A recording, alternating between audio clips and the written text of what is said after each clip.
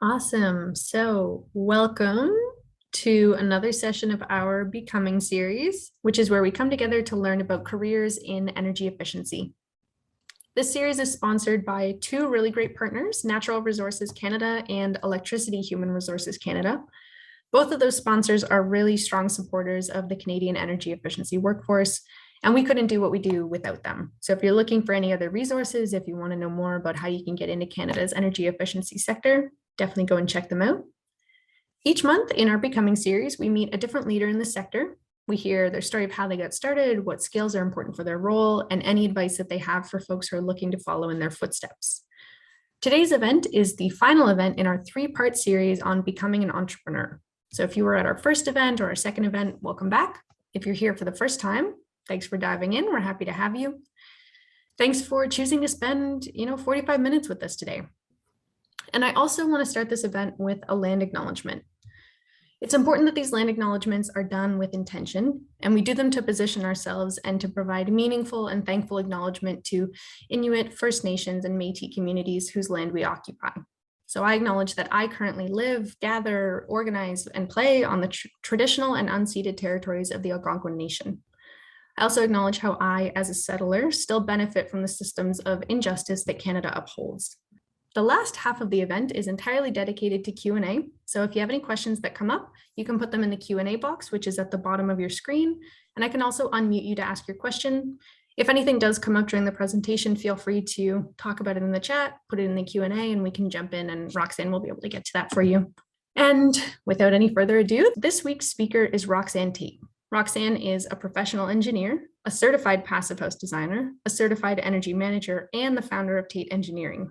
Tate Engineering is an engineering and project construction management consulting firm that defines and solves complex issues related to facility development and operations. So if you want to learn about working professionally and starting a business in energy efficiency, you've definitely come to the right spot. So without any further words from me, I'll pass it over to you, Roxanne. Great. Thank you, Kirsten. And thank you for the opportunity to present and share my story with everyone here this evening. It was a great experience for me preparing for this. It forced me through another series of reflection, which is something I do on a regular basis. But it had been a little while since I'd done it. So it was nice to go back and think back to the beginning of my journey. It's really important as an entrepreneur to reflect on your journey on a regular basis, reflect on your learnings, and look for opportunities to improve. So in my reflection, I came up with this graphic, which kind of describes who I am in a nice kind of way. So you see a lot of different words there that are descriptive of who I've become over the years. I started out as a daughter, and then I became a sister, and now I'm a wife and a mother of three. And these are all the things I love to do. I've always felt a really strong connection with the earth, and that's why I chose a nature graphic for the background. Nature is where I feel most at peace and most my authentic self. It's a place I go to ground myself, to re-energize, and to spend valuable time with my family. So you can see I wear a lot of hats. Many entrepreneurs do. It's one of the skill sets that you have to have.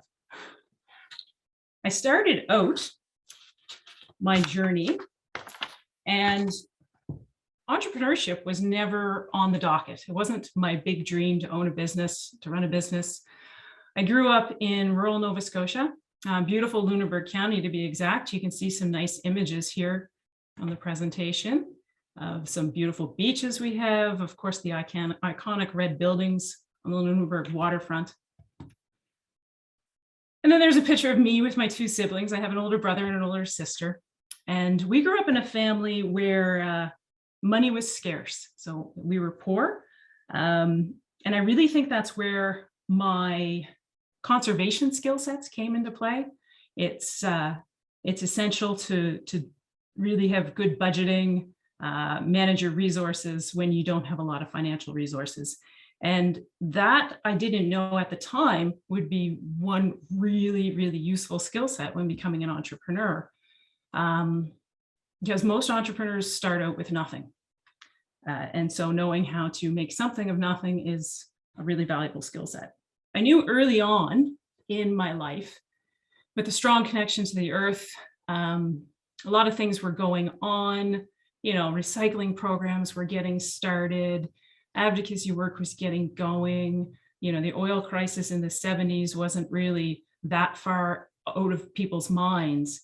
And it looked like a really interesting and intriguing area for me. And it has always been part of who I am, strong environmental stewardship.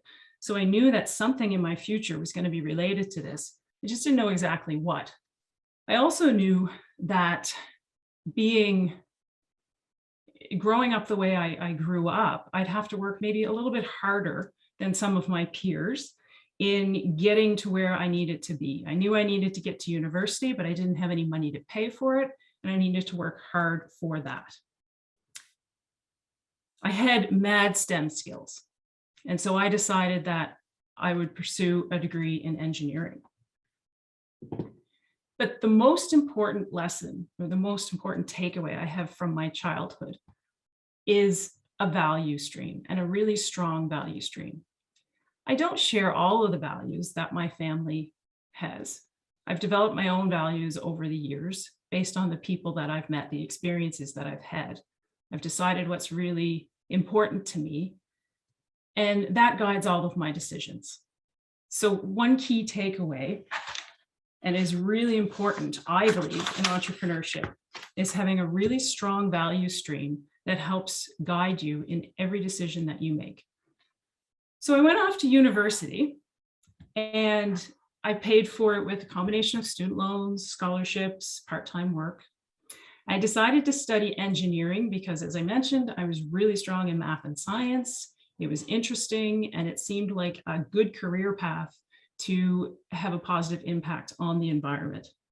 I was also the first person in my family to attend and complete university, which was a really big accomplishment. And I didn't stop at a bachelor's degree. I said, why not take the next step? Because I loved learning, and I didn't think I had all of the knowledge and skills to go out and do what I wanted to do. So when studying engineering, you learn a lot, almost too much. The most important thing I took away from my undergraduate degree was learning how to think critically, how to decipher what information is real, what's not real, what you need to know, and what you don't need to know. My master's degree took it one step further, because not only did I have to be able to critically think, I had to do real independent learning and dive into deep research. So my focus was always still maintained on the natural environment, because that's a core value of mine. And so I studied biological engineering was my basic discipline. And the focus I went with was biomachines and robotics. But on my path there, I found out this really awesome stream of biomedical engineering. And you'll see in the top center, there's some really kind of cool stuff there. So that's where the biomachines and robotics came in, because I designed and built a variety of testing devices used in asthma research. And then I decided that to further that, I'd do my master's degree. I had a professor who was working with biodiesel fuels, did a little bit of research. It was very much aligned with everything that I was interested in. And I saw it as an opportunity to have a positive impact on climate change. And so the focus of my work, it was foundational. I looked at a variety of different biodiesel fuel types, and I devised testing apparatus to measure the physical properties of these fuels over varying temperatures and pressures to provide data for atomization modeling in internal combustion engines. So during this time, in order to do my master's research, I needed funding. So the first thing I had to do was write a proposal, and I was successful at getting NSERC funding. And at the time, again, I didn't realize how important proposal writing skills would be. And then becoming an entrepreneur, I can't even tell you how many proposals I've written in the past 10 years. So after university, I needed a full-time job. I met my husband when we were in university. We were doing our bachelor's. We were both finishing up our bachelor's degree, and he stood by me while I pursued my master's degree very patiently. And we both decided we wanted to stay in Nova Scotia. A lot of our classmates had moved away. It was important for us. Family is really strong value for us. And we wanted to stay here. So you've probably heard of the phrase, never say never. Well, this is a fine example. I remember having a conversation in university with a professor of mine, and he says to me, well, maybe you could consider a career in manufacturing. I think you'd be good at it. I said, no, I never want to work in that field. So sure enough, my first job out of the university was in fact in manufacturing. And it was in window manufacturing of all things. And you might think, well, that's not very well aligned with environmental stewardship and sustainability. So I started out my job doing automation work, automating the manufacturing line. And then I moved into R&D. And that's where environmental stewardship and energy efficiency came back into play. Because that was in around 2008, 2009 here in Nova Scotia. The province implemented a more stringent energy code for single-family dwellings. And so that required changes to the window design to meet those standards. And I was able to lead that program within the organization. And it really fueled my desire to move from the natural environment into the built environment. Because now I'm seeing how much energy these buildings are consuming and how we can reduce that energy spend. And there's so many other ways that it can be done. But that wasn't the impetus for me starting my own company. Part of it was a need for flexibility in my life. And I think a lot of entrepreneurs will say that. Entrepreneurs tend to be very independent individuals and very driven people. And I wanted more out of my career. I was in an organization that my senior management was, a mere 10, 15 years older than myself. So there really wasn't a lot of opportunity for advancement within as quickly as I wanted to advance. I also had 3 children. So it started when my first child came along. I took the initiative and I negotiated a remote work plan. And this was new for the organization. If you can imagine, manufacturing traditionally doesn't support remote working. It does today, every industry does today now. But at that time, it was kind of unheard of. So I was able to establish a nice remote working program for myself. It lasted until I was expecting baby number 3. And then I realized that I simply wasn't going to be happy doing an hour commute twice a day, not being able to see my children as much as I needed to personally. And that was the real motivator for me starting the company. And so my very, very first step was to find a mentor. And it was really great because I'd been in a mentor program. To become a professional engineer, you need to have a mentor, so many years practical experience. And I gained so much out of that relationship. I said, I'm starting a business. I want to start it in energy management. I've got some experience and knowledge, but I don't have everything I need. So I found a mentor, somebody with a veteran in the industry, very well respected. And we started working together, having regular conversations. And I also did more reflecting at that point in time. And I said, I'm an engineer. I know math and I know science really well. I know how to solve problems and I'm really good at it. But there's a lot about business, actually everything about business, I know nothing about. So I reached out again to 2 key organizations that helped me really get off the ground, to be honest with you, the Center for Women in Business and the Halifax Chamber of Commerce. They have excellent training programs. They have great networking opportunities, and going in and leveraging that was just absolutely invaluable. So identifying the gaps and seeking out the help in the areas that you need it is really, really important. I don't know anybody who can say that their success is attributed all to themselves. I know every success I've had to this point in my career, there's been at least one other person involved in helping that happen. And that's why I want to bring up a point that is really critical. If you're an entrepreneur or if you're any other career, just in life, relationships are key. And I put images of three projects that we worked on relatively early in our business. I didn't say we started our business in 2012. I started Tate Engineering, and in 2013, my husband joined the company, and that's when we added on project management services. And so we've worked on a number of projects over the years. These three are really special to me. The one in the top center is a church redevelopment project. And that one's really cool because they had a really old building. It was costing them about $10,000 a year just to heat and keep the lights on. It was designed and built many, many years ago for 200 parishioners. And at the time when we started working with them, they only had about 75, and 50 of those would be regular. So it wasn't fit for their purpose. They were aging, it wasn't accessible, it wasn't energy efficient, and they needed to come up with a solution. But half the congregation wanted to save the church, half the congregation wanted to build new. We went in and we worked with them and came up with a solution that we would do both. So that's why that church is up in the air. We took the sanctuary and disassembled everything that was of use for the new building and reinstalled it, all the trim work and everything like that, made use of all the materials that we could. And we put this building on a new foundation, and we made it energy efficient, single level, accessible. And since their operating expenses are a fraction of what they used to be, and they've increased the use of the facility as well. So it's a great story. But back to the relationship piece, what was most important is in the process, we became friends with a lot of the people in the client group, as well as the apartment building development and the Nova Center development in Halifax.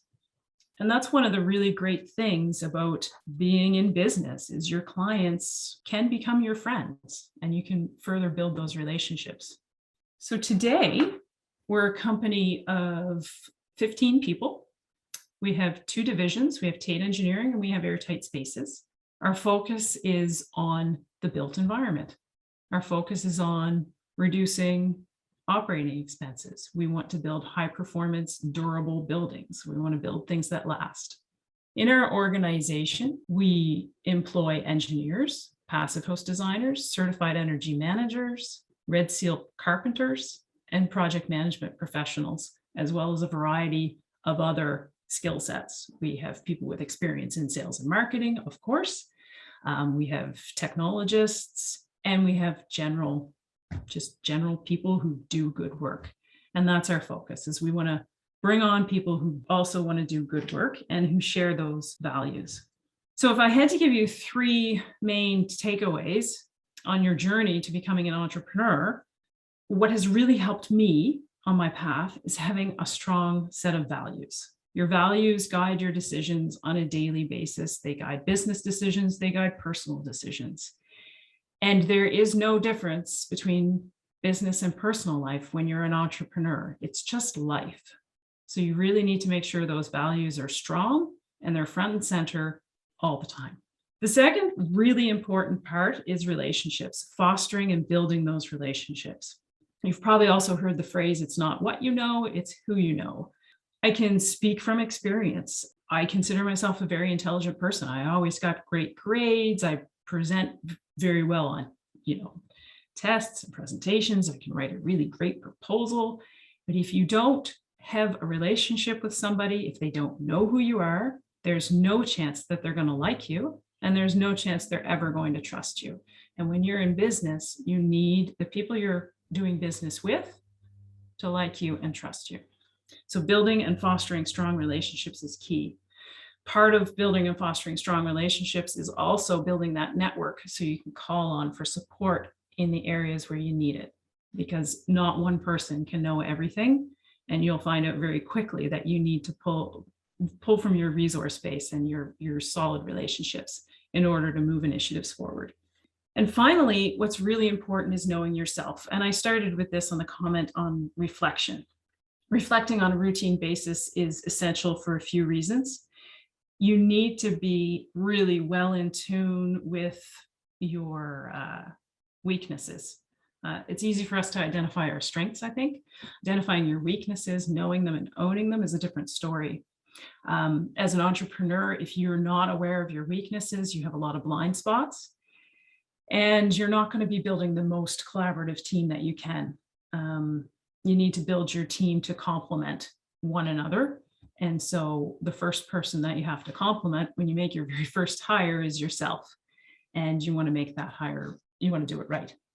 So that's a wrap. We can open it to questions. Sorry. I like that. That's a wrap. That's a wrap. Awesome. Thank you. I appreciate you sharing your experience as a first generation university student. I know that was my experience, and it can be really confusing and daunting. Yeah. I don't know. Yeah. Well, no, and you don't have anybody to talk to about the experience either, right? So it's all new and fresh. Yeah, it's fun, but it's challenging. So yes, we are open for questions now. So Q&A box at the bottom of your screen is a great way to get your questions answered. You can also put them in the chat, which I'll keep an eye on, but you'll definitely get an answer if you go in the Q&A box. And your final option is to raise your hand. No need to be shy. Everyone here is super friendly. So if you do want to ask, Roxanne is a great wealth of knowledge. So definitely take this opportunity. If there's anything on your mind, definitely take this chance to ask. And we do have some questions that were submitted ahead of time. So I'll start off with those. Roxanne, you have a huge number of certifications. So which ones did you enjoy the most, and which have you found to be the most helpful in your work? Oh, wow. I've enjoyed them all. And I do have to say I've enjoyed them all equally. Yeah, I love advancing my knowledge in areas, and which is the most useful. I have to say, it's so difficult. It really is. It's because they all have different purposes, and that's why I have them. So being a professional engineer is really important because it gives you credibility. And credibility is key when you start from nothing. So if you have a credential and you have nothing else, that's helpful. It helps you get your foot in the door. Not to mention the rigor of attaining PEng. The rigor it puts you through just gives you the discipline that you need. CEM, being a certified energy manager, it's not essential for the work I do. I'm not going to lie. It's helpful. It is very, very helpful. The reason I went with that credential as well is because I didn't have as much experience behind me as some of the people that I was bidding against work with. So I needed something to differentiate myself. And I was one of the earlier people in the province who have their full CEM. So it's a differentiator for me. Not so much today, more people have it because it is very useful. And even if you do have an engineering degree, there's a lot that you learn by taking the CEM program that you would have never learned in school. You'd have had to do independent study. So having the credential gives you, again, a little more credibility. The passive host designer certification was,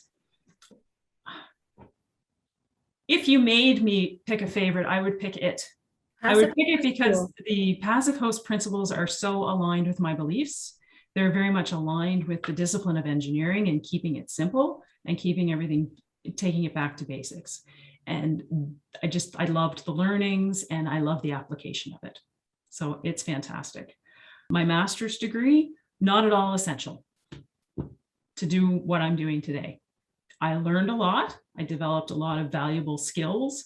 I went through the rigor of peer review, proposal writing, and when you have your work peer reviewed, yeah, that's when you learn that you don't know as much as you think you do.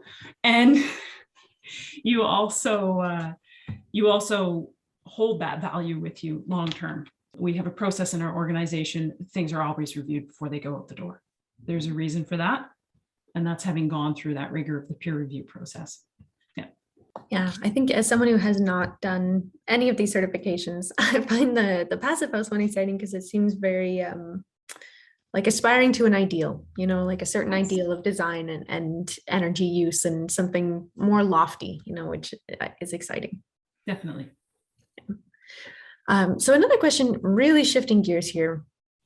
You're a woman working in a space that isn't always very gender balanced, both in entrepreneurship and working in STEM.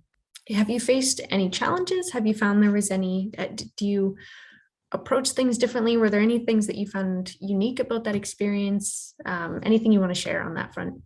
Yeah, it's been an interesting experience. I can say that along my path, I've had a number of people maybe not supportive of my choices, but those aren't the people who are closest to me, who do support me, who matter, who I still have relationships with today. You just have to ignore those folks. Yeah. It's a lot better today than it was when I started studying engineering. And you have to work harder. You do have to work a little bit harder to be heard, to be seen, and that's okay, as long as you make sure that you have your voice and you are speaking up when it matters. Don't let people block you out. The biggest obstacle or issue that I run into over the years is the lack of confidence from some of my counterparts who are male, whether they actually be engineers themselves or not, the lack of confidence in my abilities and the lack of respect. And so you have to assert yourself and take your position and own it. Yeah, that makes a lot of sense. The combination of the two, of having to speak up and not always having the confidence of your coworkers, can be a tough double whammy to get over. So it's impressive that you found a way to get through it. Yeah. And, I still have times today that I'll walk into a room and I'm not fully there. I'm not on, and reflect on that. I take time to reflect on that. And then the next time I do things differently. Yeah. Awesome. And so we have one more question that was pre-submitted, but I do encourage everyone, it doesn't have to be the most, insightful question in the entire world. Just if there's anything on your mind, it's a great time to hear from Roxanne. So our last question that was pre-submitted is, if you had to pick 3 resources that someone needs to have before starting a business, what would those be? And they can be, concrete things like money or an office space, or something more intangible like resources or a good idea or something like that. The 3 things that you should have before starting out. And another big question. So if you want some time to think about that. These are great questions. Before starting out, you need to sit down and really think about what you're going to do and how you're going to make money at it, because otherwise you just have a hobby. So that's a good point.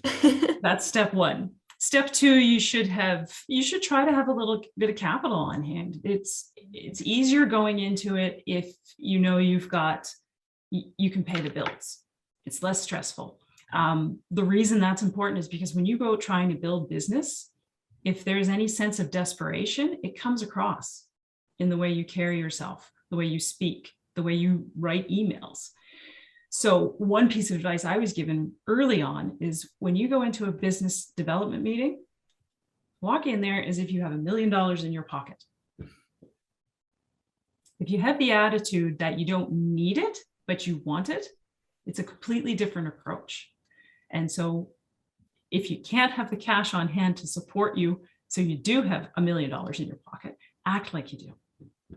Yeah, that makes a lot of sense. I feel like the same can be said in a lot of situations. It's I think we can sense it in people, right? Whether it's in, Absolutely.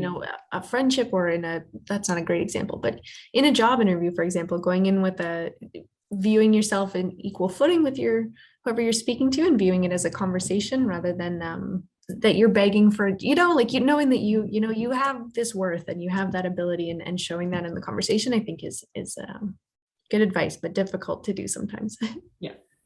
And the final thing I think is wise to have in place before or early on when you start your business is to find a mentor, to find somebody that you can have those candid conversations with, whose advice and insights you trust, and who has knowledge, some level of knowledge, either in entrepreneurship or the field that you're looking to start your business in.